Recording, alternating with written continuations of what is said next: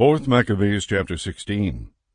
If then a woman, advanced in years and mother of 7 sons, endured seeing her children tortured to death, it must be admitted that devout reason is sovereign over the emotions. Thus I have demonstrated not only that men have ruled over the emotions, but also that a woman has despised the fiercest tortures. The lions surrounding Daniel were not so savage, nor was the raging fiery furnace of Mishael so intensely hot, as was her innate parental love, inflamed as she saw her 7 sons tortured in such varied ways. But the mother quenched so many and such great emotions by devout reason. Consider this also. If this woman, though a mother, had been faint-hearted, she would have mourned over them and perhaps spoken as follows: "Oh, how wretched am I, and many times unhappy! After bearing 7 children, I am now the mother of none. Oh, 7 childbirths, all in vain, 7 profitless pregnancies, fruitless nurturings, and wretched nursings. In vain, my sons, I endured many birth pangs for you, and the more grievous anxieties of your upbringing. Alas for my children, some unmarried, others married and without offspring. I shall not see your children, or have the happiness of being called grandmother. Alas, I who had so many and beautiful children am a widow and alone with many sorrows. And when I die, I shall have none of my sons to bury me."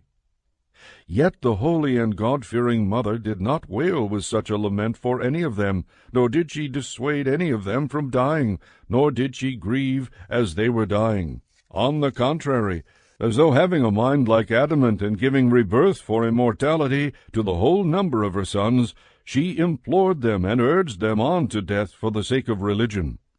O mother, soldier of God in the cause of religion, elder and woman, by steadfastness you have conquered even a tyrant, and in word and deed you have proved more powerful than a man. For when you and your sons were arrested together, you stood and watched Eleazar being tortured, and said to your sons in the Hebrew language, "My sons, noble is the contest to which you are called to bear witness for the nation. Fight zealously for our ancestral law.